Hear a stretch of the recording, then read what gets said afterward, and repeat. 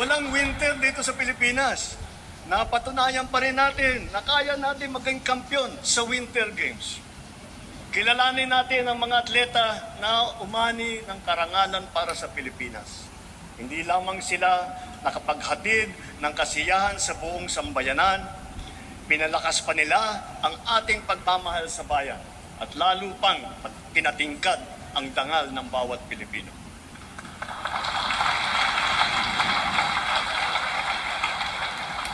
Dito sa atin, mahal magkasakit. Mahal ang gamot. Kulang ang paggamutan. Walang doktor, lalo na sa mga liblib ng mga bayan. Kaya mula nang nagsimula ang administrasyon, ito ang tinutukan natin. Kasama ng edukasyon at pagsugpo sa kahirapan. Sa loob ng 3 taon, pinarami natin ang mga pampublikong ospital at specialty center.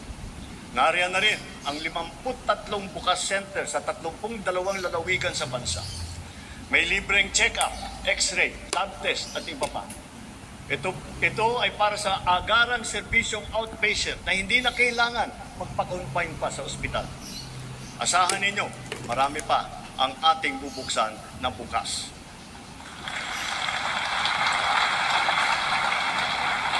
At nasisiyahan ako nang makapag-report na sa kauna-unahang pagkakataon, ang bawat bayan po sa Pilipinas ngayon ay may doktor.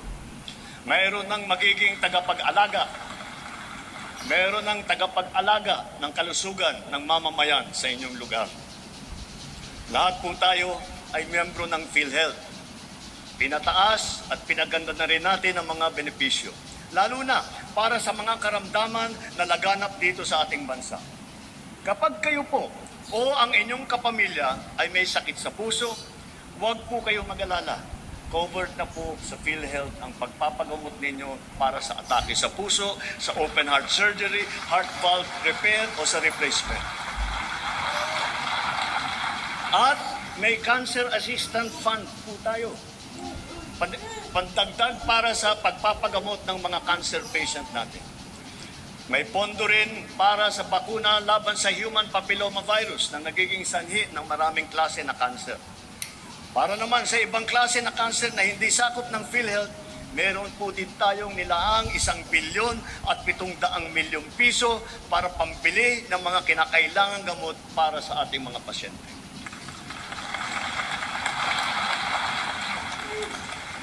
Sa mga nagdadialysis, ang mga session ninyo na 3 beses sa 1 linggo, libre na sa buong taon.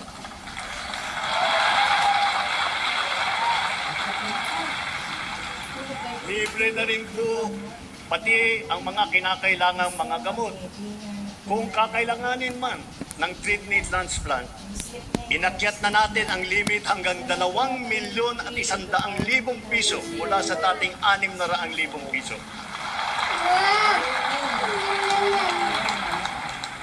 At ngayong taon, covered na rin ng PhilHealth ang mga serbisyo at gamot pagkatapos ng operasyon ng kidney transplant. Ay, lamig! Kung kailangan talaga na magpa-transplant, huwag po kayong matakot sa gastos dahil sagot na ng PhilHealth. At kung magkakasakit na malubhang dengue ang inyong anak, itinaas po natin sa 47,000 piso ang sagot ng PhilHealth. Ang pagtatanggal ng katarata ay inakyat na rin ang limit sa 187,000 na piso mula 16,000 piso. Pati ang mga sari-saring serbisyong outpatient, kasama rin po ngayon ang PhilHealth. Kapag may kailangan kayong dalhin sa emergency, huwag po kayong mag-atubiling itakbo sa ospital. Covered na rin po yan ng PhilHealth. Kapag lumabo ang mata ng inyong anak at kailangan magpasukat ng grado, pati na rin ang pagpapagamot nila laban sa malnutrition, ito na rin ay covered na rin ng PhilHealth. At para sa mga PWD, sakop na rin ng PhilHealth ang inyong therapy at rehabilitasyon pati na rin ang mga mahahalagang kagamitan pagsuporta para sa inyo. Pinabibilis pa natin ang proseso ng pagbayad ng PhilHealth sa mga ospital at mga klinika para naman siguradong maayos at hindi naantala ang kanilang serbisyo sa mga pasyente. Maasahan pa rin ng mga pasyente ang medical assistance program kung kulang ang pambayad sa ospital. Mula pumasok ang administrasyong ito, nakapaghatid ito ng tulong sa higit 11.5 milyong Pilipino. Higit sa lahat, padadaliin pa natin ang proseso ng medical assistance dahil ipapasok na po ito sa ating e-Gov app. Mga kababayan, asahan po ninyo, ginagawa natin lahat para matulungan kayo na magpapagaling at lumakas. Ngunit batid natin ang mga realidad sa mga pampublikong ospital. Kanya-kanya ang bili ng medical supply. Kanya-kanyang lakad ng medical assistance para sa bill na hindi kayang bayaran. Kaya sa lahat ng aking binanggit na mga haligi na itaguyod na natin, ang bahaging sasagutin ng PhilHealth, ang sari-saring pondo na pamahalaan para sa medical assistance kagaya ng MAIP, PCSO at PAGCOR, at ang karagdagang pondo na ibibigay pa natin sa mga DOH hospital, areglado na ang lahat sa ospital pa lang. Wala nang kailangan pang puntahan o lapitan pa. Ito po, itinuloy na po natin ang zero balance billing. Libre po.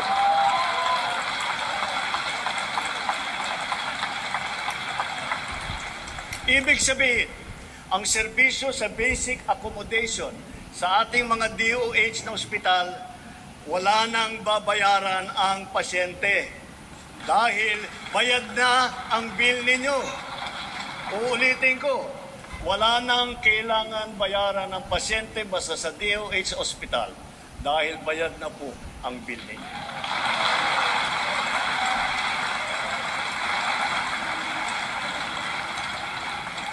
Asahan ninyo, magpapatuloy ang malawakang programang pang-infrastruktura ng administrasyon. Ang mga naglalakihang proyekto ay nakalatag sa buong kapuluan. Mga daan, tulay, tren, paliparan, pantalan, patubig at murang pabahay. Ilan dito matatapos ngayong administrasyon na ito?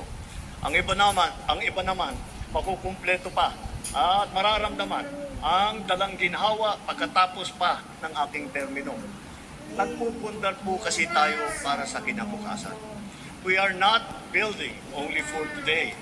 We are building also for tomorrow.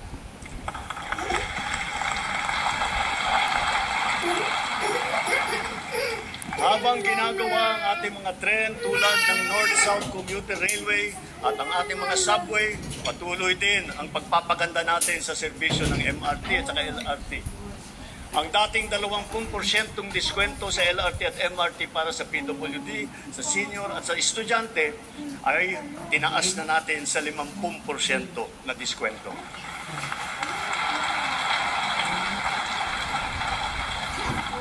Mayroon na po tayong 1+3 Pamilya Pass. Ito ay tuwing linggo para naman may konti pang nakitipid ang pamilya sa kanilang pamamasyal at sa kanilang pagsimba. Ang tinatawag na dalyan ng mga tren na binili noong pang 2014 at hindi pa nagamit ay sinimulan na nating mapaganda at mapatakbo sa MRT. Halos 50 dagdag ng karwahe ang natenga ng 10 taon. Sayang yung pera, sayang yung isang buong dekada. Pero ngayon, naayos na natin. Ang 3 bagoon ay nagagamit na ngayon. Asahan ninyo, ang ilan sa 45 ay magagamit na rin natin bago matapos ang taong ito. At ang iba pa ay susunod sa susunod na mga taon. Magtatanong ako sa iba sa inyo, naalala pa ba ninyo yung tinatawag nating love bus? Ito yung popular na pampublikong bus sa Metro Manila na sinimula noong 1970s. Ngayon, hindi lang natin ibabalik ang love bus, gagawin pa natin itong libre.